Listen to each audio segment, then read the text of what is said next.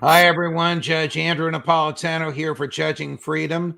Today is Thursday, April 11th, 2024. We're pretending it's Friday because of other commitments tomorrow. So it's the end of the day for us, the end of the week. It's the Intelligence Community Roundtable with Ray McGovern and Larry Johnson. Gentlemen, a pleasure. Thank you for coming back on the show. You each were on earlier in the week. Much appreciated. I want to start with what's going on in the House of Representatives. And to you first, Larry, if the House votes to give the additional $60 billion to Ukraine, what does that do for them? No, nothing. People it helps are called Lockheed Martin, General Dynamics, Raytheon, shareholders of those stocks. They'll be happy. Northrop Grumman. So this money, I've said all along, I thought that this money would get approved at some point, if for no other reason, because one, it's an election year. Two, the most likely beneficiaries of this is not going to be Ukraine, because that money's not going to buy you soldiers. And even if it bought new equipment, there's nobody to operate the equipment. So this is really more about, let's call it election year grift. Ray, do you agree if the 61 billion actually passes, does Ukraine have even the slightest increased chance of winning over where it is now? The answer to that is clearly no. They're out of troops. There's no way that any armaments that are now ready to be used can get to them in the next few months. Let's see, during the entire year. The Russians are on the march.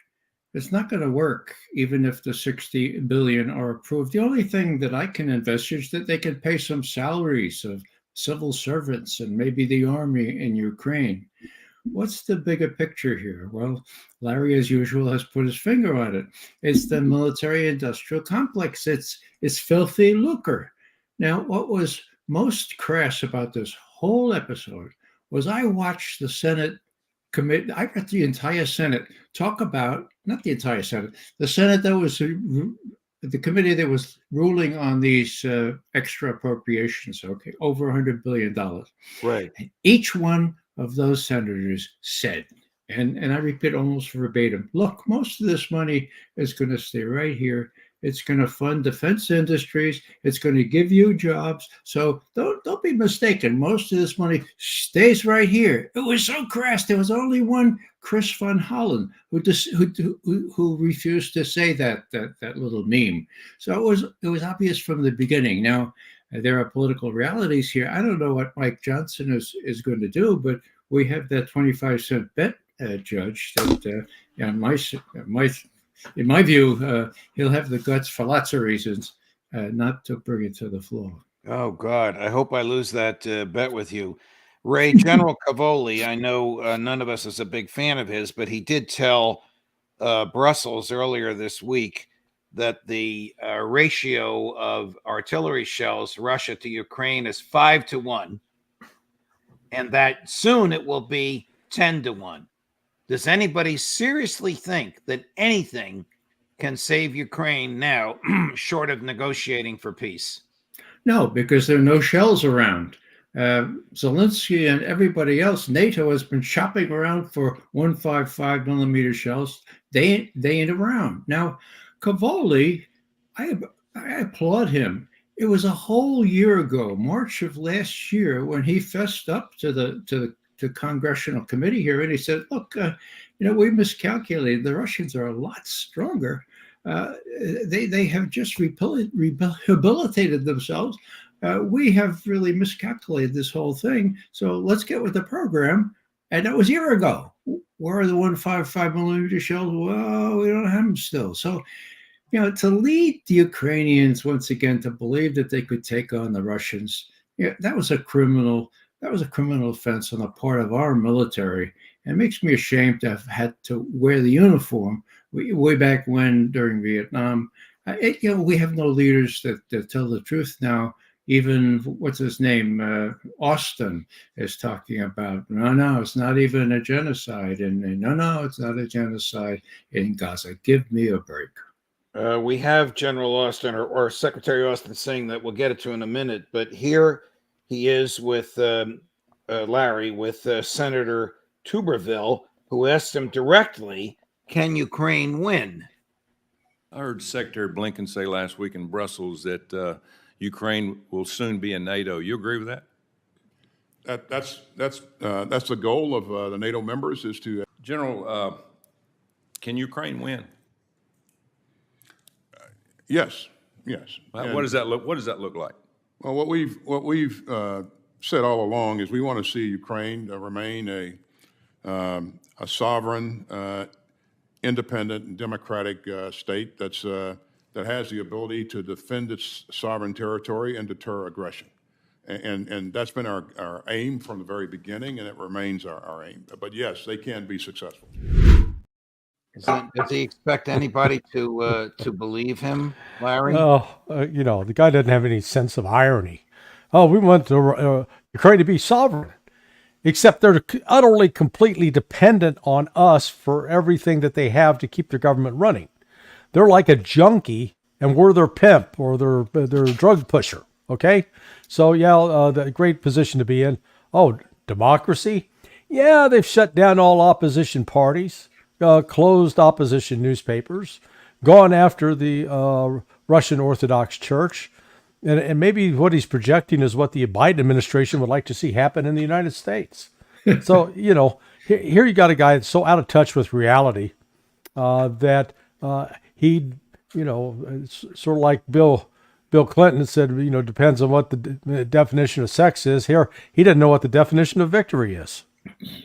So, Ray, how do other people that work for him, how do senior members of the military who must know what you and Larry and McGregor and Ritter and Matt Ho and Karen Kwiatkowski and the others have told us, how do they react when they hear their boss say, yes, Ukraine can win, we're preserving a Jeffersonian democracy? Judge, the honest ones have long since left or been weeded out. You don't get promoted to the level below Austin unless you're a yes person, yes man or yes woman.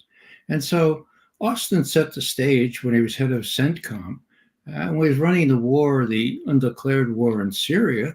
And his analysts down there in Tampa at CENTCOM would tell him, look, there's no chance you can win that thing. There's a bunch of creeps, and you can arm them, and you know what? You're never going to know what happens to them. And he falsified the information, told the president, it's going fine. And he had 51 analysts from not only CENTCOM, but from the Defense Intelligence Agency sue the Inspector General of the Pentagon, coming out against their supervisor, massaging and falsifying the intelligence that he was giving to the president. So he's got a long record of this. Besides that, he doesn't really seem to know much about military strategy. Otherwise, he never would have approved the false notion that Ukraine could prevail over the Russians that stand right close by. It's just, it's really, as I say, it's kind of criminal deception to have led Zelensky and all his coterie around to think that, oh yeah, we're good enough, even though we're several thousand miles away, we'll support you as long as it takes. Because as Obama said, when Biden was vice president, look, we shouldn't really give the Ukrainians the idea that they could possibly win against the much stronger Russia on the other side of the border. Obama, that's why he wouldn't give them military weapons. Here's one more on this, Larry. So this is a combination of Secretary Blinken saying Ukraine will join NATO and Senator Tuberville asking Secretary Austin if he agrees. Number 11. Ukraine will become a member of NATO. Our purpose at the summit is to help build a bridge. I heard Secretary Blinken say last week in Brussels that Ukraine will soon be in NATO. You agree with that? That's the goal of the NATO members is to at some point bring Ukraine into NATO, and that's certainly something that Ukraine wants to see. If you're Russia, would you want that? I'm just asking. I mean, we're playing games with Russia right now. I just want to understand why we would do that. Certainly, if I was Russia, I would not want that, Senator. I would also not want Finland and Sweden to be a part of NATO, and they are. And the reason that they are is because Putin invaded his neighbor, and without provocation, without justification, and so that's why that's why we are where we are. Instead of making things better for himself, he had the effect of enlarging NATO, which obviously creates worse conditions for him.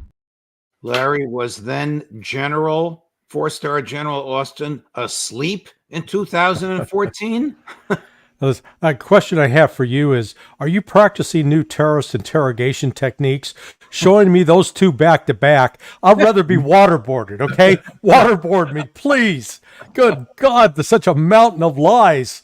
Your colleagues have accused me of doing the same by trying to raise their blood pressure.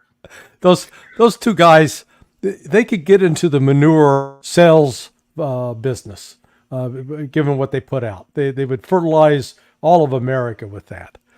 This, to not understand the context of what it means to bring Ukraine into NATO, and to think that that is going to be acceptable to Russia. Of course, I think at this stage, once Russia finishes dismantling Ukraine's military, they'll say, sure, let them join. It's going to be like having the quadruple amputee join a baseball team. No good for anything except watching. And that's all Ukraine will be able to do is watch. Russia will have completely stripped them of their military capability. Just as right now they're stripping them of their ability to even turn on light bulbs. Well, all right, Ray, one let more. Let me chime in on. Go ahead. Before we transition to Austin, one more Austin to show you, because it involves our friend Medea Benjamin. Go ahead, Ray. Oh, okay. If Benjamin's in it, then I'll watch it. No, she's not in it. It's right after she was. But go ahead.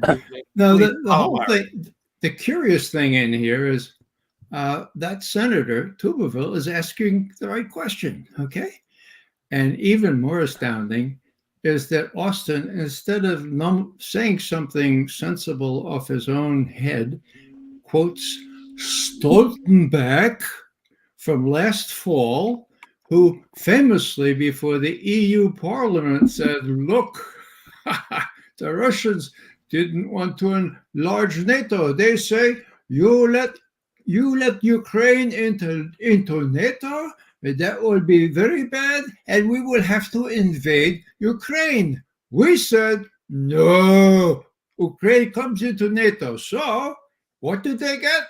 Oh, they got Finland, they got Sweden. So now, instead of holding down NATO, it has enlarged NATO. So what's the secret there?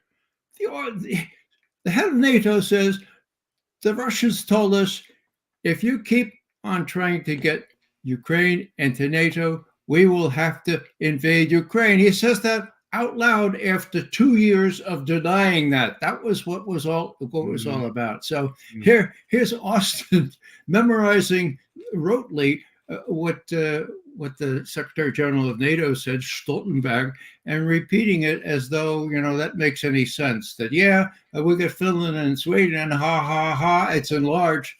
They're never going to get Ukraine in unless there's a third world war. Somebody should put that through Austin's head. One more, Austin, Larry, but this is somebody else that we probably disagree with, Senator Tom Cotton. So these are friendly questions. Medea Benjamin and company had just disrupted the hearing with their hands painted red, and they got thrown out. And then it was Tom Cotton's turn to interrogate Senator Austin, and cut 14. Here's what happened. I want to address what the protesters raised earlier. Is Israel committing genocide in Gaza? Senator Cotton, We don't have any evidence of genocide being created. So that's a no. Israel's not committing genocide in Gaza. We don't have evidence of that, to Thank my you. knowledge. Yeah. You stand accused by those protesters of greenlighting genocide. Would you like to respond to that accusation? What I would say, Senator Cotton, from the very beginning is that we committed to help assist Israel in defending its territory and its people by providing security assistance. And I would remind everybody that, what happened on October 7th was absolutely horrible.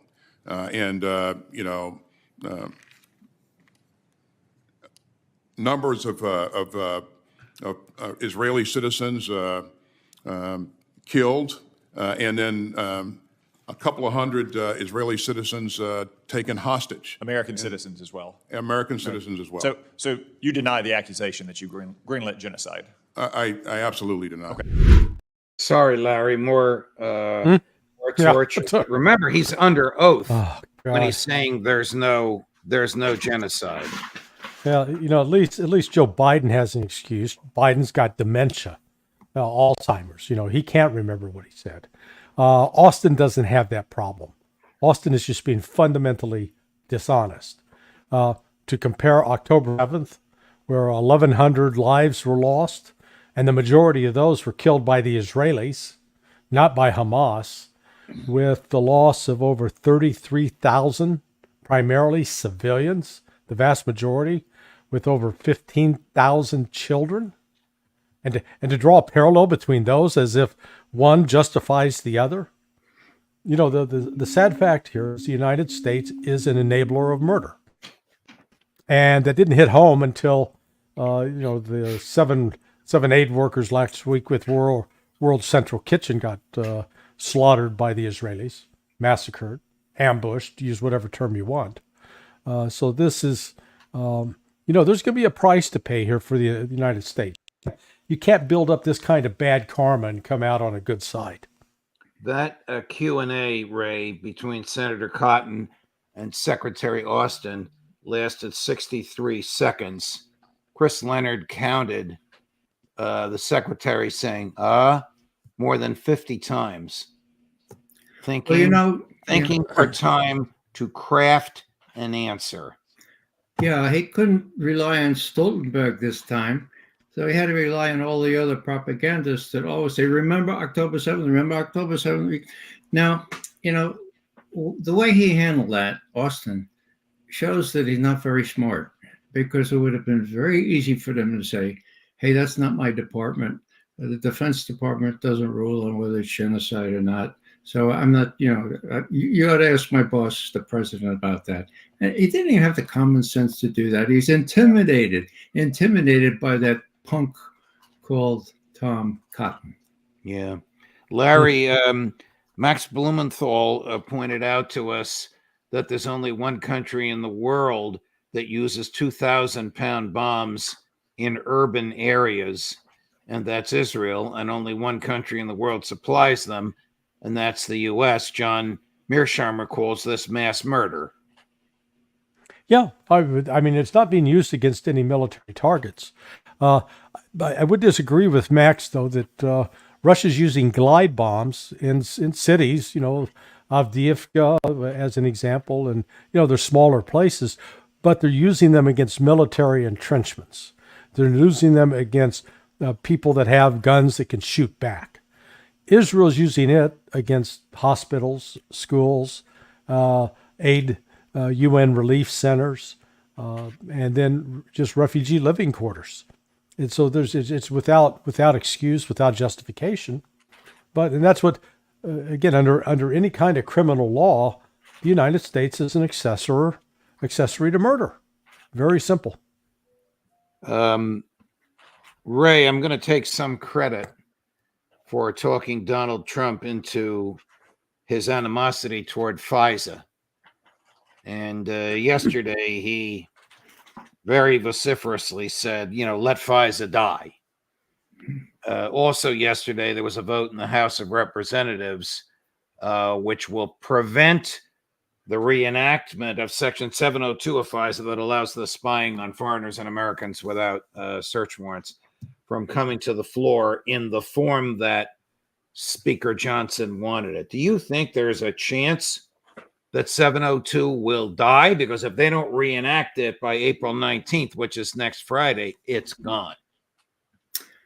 Judge, I do hope that it'll die, but I have to tell you that for expert advice on this one, I rely on Ed Snowden, who tweeted just yesterday, sure, prohibit it, get it dead, but please be realistic. The FBI's Department of So-Called Justice is going to find easy ways around this. They won't stop what they're doing because they have never been held accountable. They'll keep doing it. So there's a measure of realism that says, yeah, do it, prohibit it, end it, okay? You know, what I remember is back in 2004 when Ashcroft was in the hospital and Alberto Gonzalez runs in. He wants him to sign the reauthorization of this kind of bill, right? And Bob Mueller and Jim Comey appear on the scene saying, no, you can't do that. Great theater. What happened 3 days later? He signed it. Gave him the same thing, and they signed it. So great theater, these guys, Comey, Mueller, and the rest of them. But they have no respect for Larry. I'm going to guess that you agree with Ray and with Snowden. It almost doesn't matter what the House authorizes. The feds will spy anyway. That's a sad, despicable state of affairs, even though every one of them took the same oath that the two of you took and that I took, which is to preserve, protect, and defend the Constitution of the United States, which includes the Fourth Amendment. What we've seen is a complete politicization of the intelligence community and of the FBI, where they've become political tools of one political party in particular, and have worked extensively to support the Democrats and go after conservative Republicans. Mainstream Republicans, they get a pass, but the Republicans that back people like Donald Trump, they're the targets. And seeing this, I mean, it's across the board. It's in the judiciary. It's not just in federal court. We're seeing it in state courts as well. And it's this kind of corruption that really brought down the Soviet Union, and I'm afraid it's going to do the same to us. Well, let me interject here. Sure. You know, Congress is supposed to exercise oversight, of course. Nobody's been at this longer than Senator Chuck Grassley from Iowa. When an FBI lawyer falsified documents to enable acquiring a FISA document, he got off free. No jail time, no nothing, a little probation. And what Senator Grassley did in his own hand on a tweet or an X is what he says, you know, there it is. They will not hold people responsible. This is the Department of Just Us. Not justice, but just us.